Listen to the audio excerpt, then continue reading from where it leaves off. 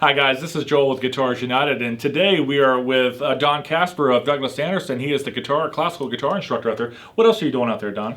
Oh gosh, I'm not just classical guitar. We have a jazz guitar class, so we focus on jazz and blues. Very cool. And then I'm a music theory teacher out there, so I get a lot of guitar and piano students where we focus on music theory. Awesome, awesome. What else am I?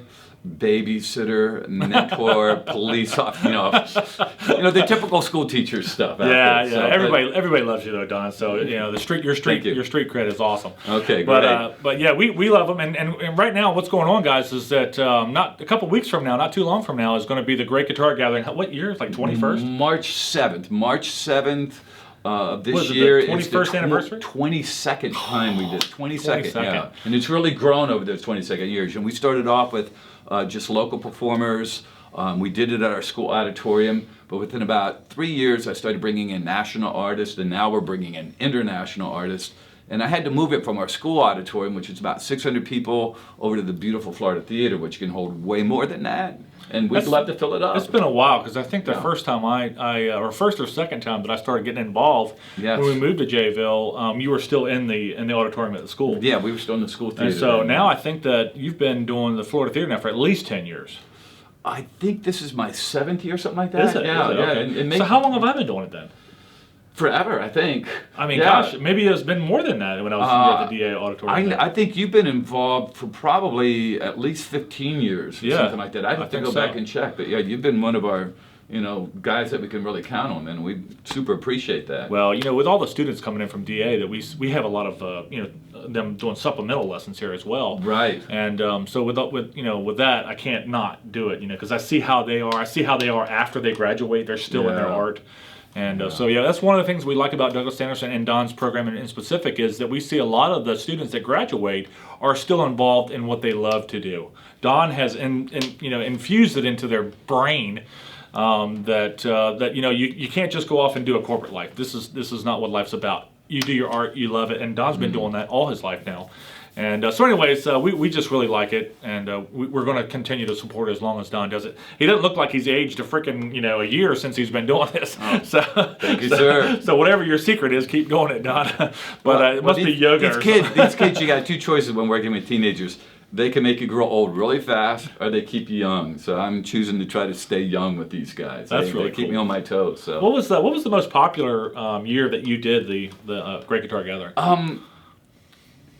Probably I would, for me, I would have to say the one where we had the greatest attendance was Tommy Emmanuel. We've had him as a guest artist twice, but it depends on who you talk to. Some of my other guest artists, like last year, it was Frank Vignola, a good friend of Tommy Emmanuel's. He was there, and some people were saying that was the best ever. There have been other years when I've had top classical players come in, be it William Cannon guys or Andrew York or Roland Dion's or other great masters like that. And if that's the style that people like, they go, oh, that's my favorite year. So it just depends. I try to mix it up. We get, some of the top classical players in the world, some of the greatest fingerstyle players in the world. A couple of times I've had bluegrass players who were, national champion pickers at that. Just some really cool, bizarre stuff. Part of my purpose for this, besides giving the students something to work towards for the big concert and for the fundraising, is to introduce guitar players that are world-renowned, the best of the best, to the general public and to my students both. Because a lot of these guys that I bring may not normally come to Jacksonville because they're not the pop stars. They are the virtuosos. If you ask me, who's the greatest dancer in the world right now, or who's the greatest writer in the world, because I'm not in that genre, I may not know.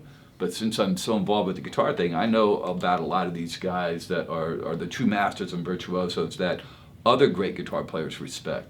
The two guys we have coming this year, gosh, they get their respect from almost every guitar player I've ever met. Go, oh, Richard Smith, Martin Taylor, oh my gosh, these guys are icons out there. Yeah, if anybody would know, it would definitely be you around here. What got you into guitar, Don? My family. My father played professionally, did what he called hillbilly music, and it was like a mixture of different ethnic groups. This was going back into the 1930s, and they played radio shows in the Northeast. And then he got married and had 8 kids, and that was the end of that career. But it was him, and then I have 5 brothers, and out of the 5, 4 of them play guitar. So it was kind of a family tradition. Growing up, there was always the guitars, and we're playing, and started off playing a lot of the folk music, and and eventually kind of gravitated towards classical and jazz music. And found out later that my dad was really a pretty darn good guitar player. I didn't know when I was young. I thought it was all hokey, but as I was learning these jazz tunes by Gershwin and Cole Porter and all these great artists, I go, wow, those are the same songs my dad played. So it's kind of nice. But that's what got me started. It's just a family tradition. That's really cool. What was your first guitar? Well, the first guitar I learned on, because what was in the house was an old Martin from the 1940s. My dad's guitar, yeah, all banged up, scratched up, and I wish I still had that guitar. Oh yeah, probably Brazilian rosewood. yeah, Brazilian rosewood, the whole shebang. But my first guitar that I ever owned was a Yamaha, and very similar to some of the Yamahas I've seen in here that you had. And that was currently our my guitar, and like many guitar players, I've probably been through, I don't know how many dozens of guitars since then, but there's so many cool guitars out there, and I think there's always like the next thing. I already have my eye on a few others that one day I will own. We're always constantly learning, and recently we went to the Namm Show in Anaheim. Oh gosh! And gosh, you got to do that one time, Don. It's ridiculous. It's been years since I've been to that. So. But everybody, all the top luthiers, Andy Powers, I was talking to you about it with Bob Taylor's group. Now he's a master luthier. Dana Bourgeois, we were talking with him about it. Oh God, I love his stuff. Oh, Bourgeois are I played some of his. Oh, I got an interview with him. Check it out. But everybody was talking about torrefied woods. Have you seen this new technology in torrefied? Yeah. Basically, what they're doing is they're pre-aging them by temperature, humidity, and pressure. Everybody was talking about it. Even Yamaha has a version of it now. They're all calling it different, something different, but it's all essentially the same thing. So they're pre-aging the woods now, and Dana actually started it, and they're calling it torrefication of woods. So new technology, it's going to change. We're going to see new guitars coming out. They're going to sound like they're from the 40s, and they're brand new. And anyways, we're seeing a lot of cool changes in the industry. What kind of classical guitar do you have now, since you're in the classical world here in Jacksonville? Well, I kind of cross genres. That I love the classical world, I love the jazz world, I love the fingerstyle world. For classical, my main guitar that I play is a GV Rubio that I finally got, which I just love. He's a builder out in Los Angeles. I lucked out and found one that I could actually afford. I think I'm still paying for it 5 years later. I'm not sure, but I have that. One of my guitars I take on the road or do gigs with is a Harati that you're familiar with. Oh, I love talking You've had those in here before. I've got a 1978 Harati number 5. Yeah, I love it. Yeah, and then in the past I've been through the Gibsons, the Fenders, the Martins. My steel string guitar is an old Taylor I bought back in the early '90s. Is that a 912 you were talking about? Yeah, an old 912, when they had the Engelmann spruce tops. Nice what they were guitars. using then. Yeah, anything in the 9 series. Yeah, so it works for me. I mean, there's about 10 others that I see from time to time that I say, man, I want that one, I want that one, I want that one. But eventually. They're expensive. You get to that point. Gosh. Yeah, that's just it. How much was that Rubio? I shouldn't say. I'm gonna estimate. Okay, he's gonna ask me anyway. $5 to $7 he's gonna ask me. Okay. Well, I was lucky. I got it used up at Dream Guitars up there in the mountains of North Carolina. Mm-hmm. Beautiful shop.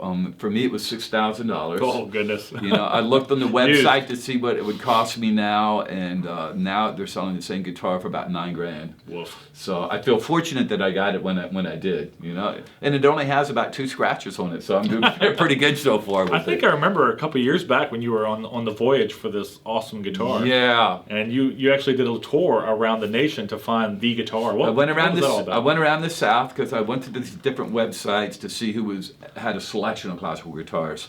And gosh, I must have been to a dozen different places in Florida, Georgia, the Carolinas, over to Alabama and stuff. And I ended up in North Carolina because they had a guitar that I thought for sure I wanted. And of course, when I got there was a dozen other guitars of high quality like that. So the guitar I thought for sure I was going to buy, I didn't buy. I ended up trying a few others, and I just fell in love with this one. Just certain guitars will speak to you.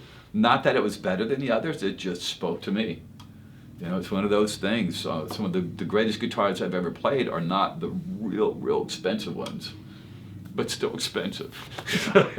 Yeah, they're all different, but you never know which one's going to really feel right and sound right. It's just it. My arch top right now, my dream guitar would be like a John Buscarino. I had one of his classical guitars a while back that I really liked, but he makes beautiful arch top guitars. Or Bob Benedetto, it's the other one. Yeah. little bit out of my price range right now. So right now I'm playing an Eastman guitar. Yeah. And They've got a good reputation. I have to. Oh yeah, they're beautiful guitars for the money. It was in my price range, all solid wood. And I actually traded away my Gibson ES 175 so I could afford it because I like this one better than my Gibson. You're kidding me. Yeah, but it's personal taste and preference.